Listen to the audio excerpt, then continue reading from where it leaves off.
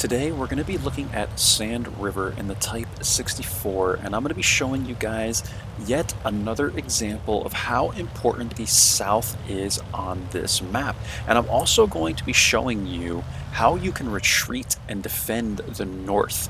And I've explained this in a video maybe a week or two ago. A lot of the maps I cover tend to be the same maps because there's only so many maps in World of Tanks, right? But I like to bring you guys very consistent content, and it's my hope that when you see this multiple times, you see multiple examples in slightly different games, you can understand, when to do a certain thing and when not to do a certain thing, right? So I just continue to bring you guys examples of these things. Now, on Sand River, again, this little pocket in K3 is going to be your best friend, especially if there are no Arty, and in this game there are no Arty. Hip hip hooray, everyone is happy about this because nobody likes Arty except Arty, right? So right now I'm just trying to see if I can clean up this STRV-74. I'm thinking maybe he might still be in that bush, but I don't think he is. I think he's moved on from this area. I'm now trying to see if I can get a shot into like the hatch of the P-43, and notice that I'm not spotted here, so I'm going to poke up again and try and make like the Chaffee or the Shinukai over here, and just trying to provide some further information for my team. Now we have a lot of support here, and I noticed that it's just the Chaffee and the Shinu that I can see so far, and a lot of the enemies are pushing north. So what I'm going to do at this point is take this ridgeline. Now again, I explained this in the previous video, but I'm going to explain it one more time in case people did not see that video. This ridgeline right here is absolutely vital. It is vital to take this ridgeline when you are spawning from the spawn that we spawned from, right? Because once you take this ridgeline, you can poke up like so on this ridgeline, and you can spot enemies that are sitting over here. You can spot other enemies that are sitting in this area, and if you have really good view range, you can even light like a tank destroyer that might be sitting in this bush or whatever, right? And then you can even light people that are in this area once you continue to advance. So this ridgeline is vital for our spawn, right? Now, from the other spawn, so we're on the east spawn, from the west spawn, that ridgeline is going to be this one. It is vital to take this ridgeline, and what I mean by that is I mean this area right here. It is vital to own and win this ridgeline in the south for the other spawn, because you can make active little scout runs like this, right? You can make active little scout runs along the edge of this ridgeline and do something like that, right? There you go. That's a good arrow for you guys. Do something like that, and what you're going to end up spotting is everything over in this area. There might be a tank destroyer sitting behind this little cliff. There might be somebody sitting like on the top of this, over here. You might even spot people that are sitting back in here. And if you've got really good view range and you're lucky, you could spot people in this area too, and like in here. Like I'm telling you, these ridgelines are vital to winning Sand River. The north is also quite important. However, I'm going to show you later on in this video how easy it is to defend the north, at least from the east spawn, right?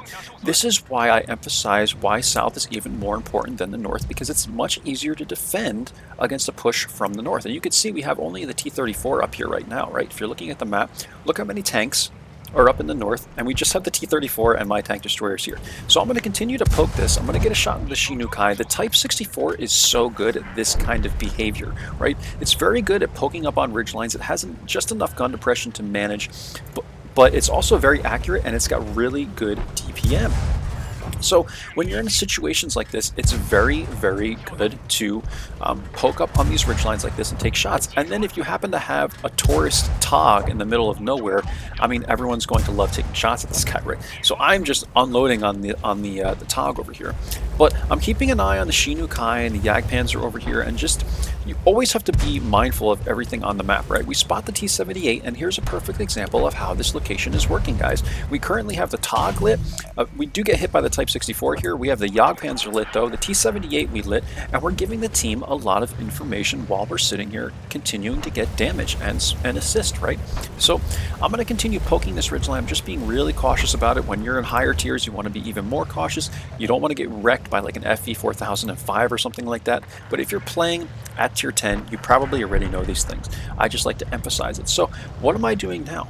Well, look at the map, guys. What has happened? Well, we have a lot of people in this area. I've provided my team with all the information they need over here. They now have won the K1 square. I've done my job. And at this point, I'm noticing that the north is gone. So I now want to move and put myself in the north in order to assist my tank destroyer buddies over here, right?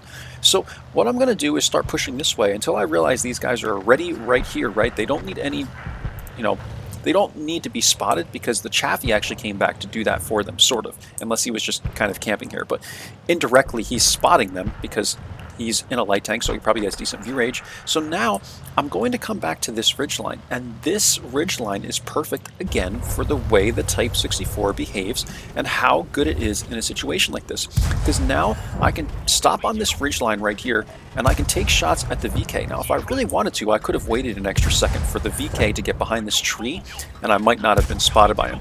But we're going to smack this guy in the side plate. We even light him on fire, and look, we're at 1300 damage in this game, right? Now, I know we have this game won because we're pushing their base, but these guys continue to want to play games in the north, and I'm going to help these guys out. And now from this ridgeline, I can do that easily. KV1 is pushing up now. It's 11-4. This is pretty much going to be the game, guys, but look how easy it was to defend the north of this map. So maybe not in every situation will it be that simple. Will it be that straightforward? We obviously had the better team. But that's going to be the game, guys. A very short game. We're going to go after the Chaffee here. We're running after him. I'm wondering who's going to get this shot. Eventually, I get it over the Chaffee. But that's it. We ended with 1489 damage, 295 assists. We had 2 kills. And that's it for Sand River, guys. I hope that this helps you out on Sand River. Again, from the north, it's easy to defend from both spawns, right? Because the way it works here is people will push down like this. They'll come around and try and stay in these ridge lines, but you have tank destroyers in this area. In this whole area, you can use your tank destroyers in this area, and these guys have to go down the ditch and come back up in order to push the base. Whereas over here, you just have ridge lines, you know. It's very simple to spot using these ridge lines, and then you just come up and over, and you're good to go. You're home free. So hopefully that helps you understand the terrain. Again, I'm not saying pushing north is a horrible idea. You can, win the north and it will aid you. I'm just saying the south is more important. Trust me. On this map, every time I win the south on this map, I almost always win the game. I don't know why, it's just the case, but if you happen to win the north much faster than the enemy team wins the south, you could also win the game. I'm not saying it's like 100% of the time, but the south is just so wide open, and in my opinion, it's so much easier to play as a light tank. And if you understand how the ridge lines work, you're going to be in good shape. So that's that. Let's take a look at the end plates, guys. Again, if you have any questions, just drop it in the comments section below and I will get back to you. I get the notifications on my iPhone unless there's a little glitch with YouTube, and I'm happy to respond to your questions. This was a second class game. We only did 383 spotting, but we were giving the team a lot of information. We got a lot of the spots, we just didn't get a lot of the spotting damage, and sometimes that happens. Sometimes in a game you might not necessarily get the spotting damage, but you're still being very helpful for your team, because any spots that you are making, whether they're initial spots or spots after the fact, you're giving your team information. So always keep that in mind. I'm not saying to YOLO scout, spot the entire team and die. That is not informative. I'm talking about informative spotting, guys. So 1600 damage, 383 assists, second class game. Again, we were top almost top by damage here. It looks like we're like third by damage. I think I had it sorted by damage, and we are second by experience here, it looks like. So it was a pretty good game for me, and again, our team was just better than theirs, man. Like, you're gonna find that there are not a lot of games that are close in World of Tanks, so I always have to emphasize when I win the game, a lot of times it's because we had the better team and not because I'm showing you guys some miracle kind of play in a light tank, right?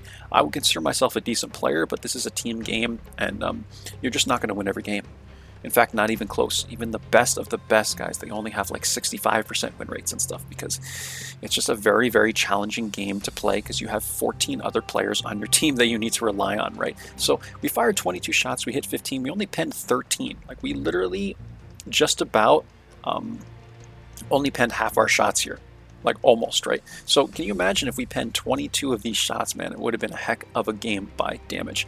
I have the premium here. I had 1 hour left because I got it from the what's this called, the battle pass, guys. I would urge you to try and, once you win a premium day from the battle pass, throw in any boosters you have and try and make as much coin as you can while it lasts, right?